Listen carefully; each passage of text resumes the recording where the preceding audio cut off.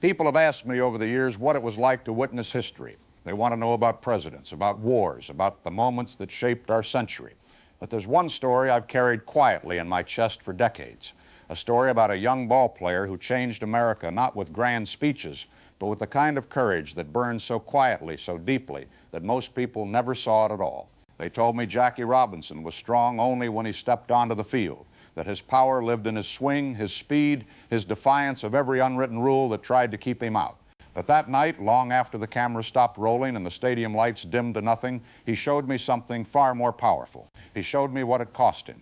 I need to tell you about that night, not because it will change history. History has already rendered its verdict on Jack Roosevelt Robinson, but because some truths deserve to be spoken aloud before they fade entirely into the dark. It was April of 1949, early in the season. The Dodgers were in Philadelphia, and I was there covering the series for CBS. I'd been following Jackie's story since Branch Rickey first signed him to Montreal, and like everyone else in America, I couldn't look away. Here was a man playing baseball while the whole country watched to see if he would break, if he would snap, if he would finally give them the excuse they wanted to send him back to the Negro Leagues and pretend the experiment had failed.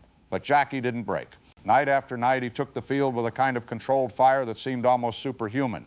I'd interviewed him twice before, brief exchanges, professional and careful. He was always polite, always measured. The press called him stoic. I called him unreachable. That night, the Phillies had been particularly vicious. Ben Chapman, their manager, had led his dugout in a chorus of slurs so foul that even some of the Philadelphia players looked uncomfortable. I sat in the press box, my pencil frozen over my notepad, listening to grown men hurl words at Jackie that I wouldn't dare repeat even now. The crowd, or at least a portion of it, joined in. It rolled across Shibe Park like thunder. Jackie went 3 for 4 that game. He stole a base in the 7th. He scored the winning run in the 9th. When he crossed home plate, his face showed nothing at all. After the game, I lingered near the visitors' clubhouse, hoping to catch a few words from Pee Wee Reese or maybe Duke Snyder. The hallway smelled of sweat and old concrete, that particular perfume of baseball stadiums that's the same whether you're in Brooklyn or Boston or Philadelphia. Players filed past, cleats clicking on the floor, most of them too exhausted or too focused to notice a reporter with a notebook. Then I saw Jackie. He was walking alone, slower than the others, his uniform still dusted with the red clay of the base paths. His cap was in his hand, and I could see the sweat darkening his hair, could see the set of his jaw, that strong, angular jawline that photographers love, but that somehow looked different now, tighter, as if he were clenching it against something invisible. "Mr. Robinson," I said, not really expecting him to stop, but he did. He turned, and those eyes, intense, dark, impossibly alert, fixed on me. For a moment, I thought he might just nod and keep walking. Instead, he said, "Mr. Cronkite, you staying for a while?" I told him I was catching a late train back to New York. "Walk with me," he said. It wasn't a question. We went outside through a side exit, away from the lingering crowds and the reporters still filing their stories from the press box. The Philadelphia night was cool and damp, the kind of spring evening that feels like it might rain but never quite does. Street lamps cast yellow pools on the pavement, and somewhere in the distance I could hear the rumble of the city, cars, voices, the endless motion of urban life. Jackie walked with his hands in his pockets, his head down. He didn't say anything for a long time, and I didn't push him. I'd learned in my years as a reporter that silence often yields more than questions ever could. Finally, he spoke. "You hear what they were saying today?" I did. "All of it?" "Yes." He nodded slowly. "Good. I wanted to make sure it wasn't just in my head."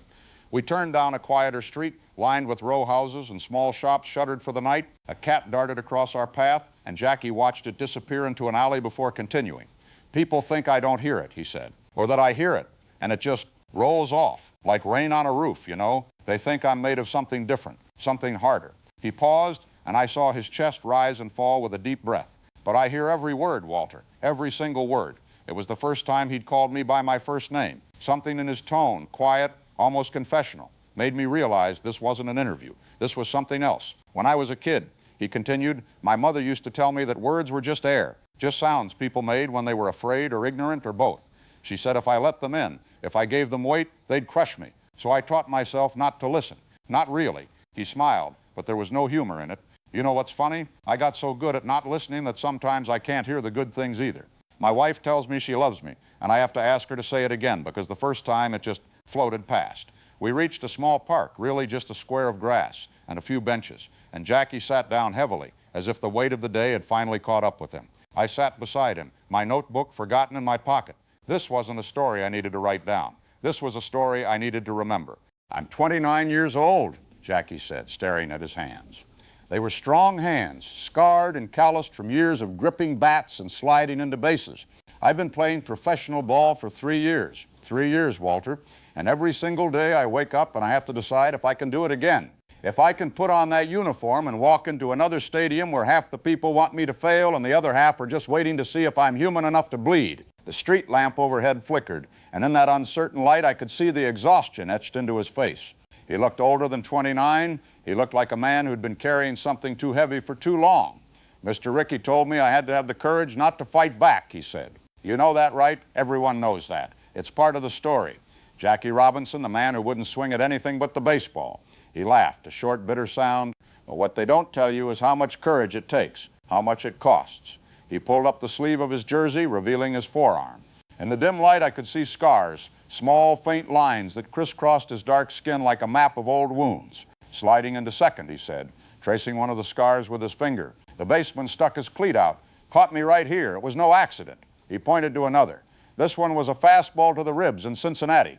Broke 2 of them. The pitcher told the press his hand slipped. Another scar, this one on his wrist. Spiked at home plate. Milwaukee. The catcher said he was sorry, but his eyes said different. I didn't know what to say. In all my years of reporting, I'd covered wars and disasters, had seen men broken by violence and loss. But there was something uniquely cruel about what Jackie was describing, a violence that was sanctioned, expected, applauded by thousands. I don't show these to people, Jackie said quietly, rolling his sleeve back down. Rachel knows, my mother knows, but I don't talk about them because if I start talking about the physical pain, people will think that's all there is. They'll think it's just about the bruises and the broken bones, and they'll miss the real wound. He tapped his chest right over his heart. It's this. It's the part of me that has to wake up every morning and pretend I don't care. It's the part that has to smile for the cameras and say no comment when reporters ask me how it feels to be called things that would make a sailor blush. It's the part that has to watch my teammates, good men, some of them stay silent when they hear what's being said, because speaking up might cost them something too.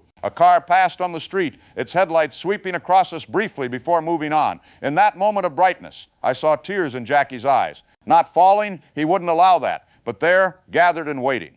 Sometimes, he said, his voice barely above a whisper, I go home after a game and I sit in my car in the driveway and I can't go in yet. I can't walk through that door and let Rachel see me like this. So I sit there in the dark and I let myself feel it, all of it. The anger, the hurt, the exhaustion, I let it all come up and I let myself break, just a little bit, just enough to get it out of my system.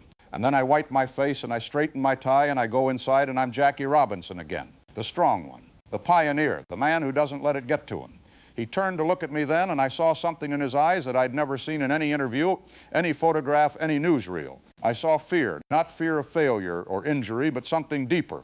The fear that all of this, all of his sacrifice might not matter, that he might endure all of this pain and still not change a single heart. Do you think it's worth it, he asked me. Do you think any of this is actually making a difference? I thought about my answer carefully. Jackie Robinson didn't need platitudes, he needed truth. I think, I said slowly, that you're carrying something heavier than any man should have to carry alone. I think it's unfair and cruel and wrong. But I also think, I paused, choosing my words with the care of a man defusing a bomb. I think there are children watching you, Jackie, children who've never seen someone who looks like them doing what you're doing. And 20 years from now, 30 years from now, those children are going to be doctors and lawyers and teachers and ball players, and they're going to remember that you showed them it was possible. You're planting seeds you'll never see grow.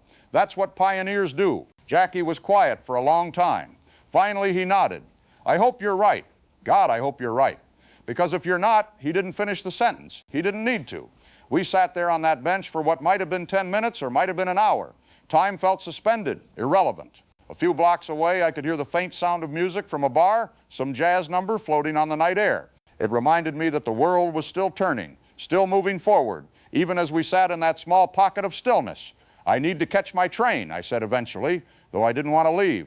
Jackie stood, extending his hand. I shook it, feeling the strength in his grip, the calluses, the bones that had been broken and healed.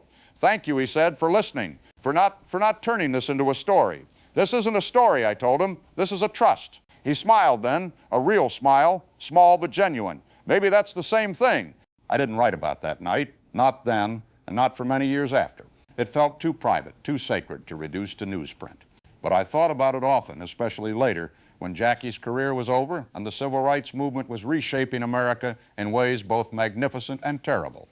In 1972, when Jackie threw out the first pitch at the World Series and told the crowd he wouldn't be satisfied until there was a black manager in baseball, I remembered the scars on his forearm. In 1973, when news of his death reached me, I remembered the way he'd tapped his chest and said, "It's the part of me that has to pretend I don't care." I remembered the tears he wouldn't let fall.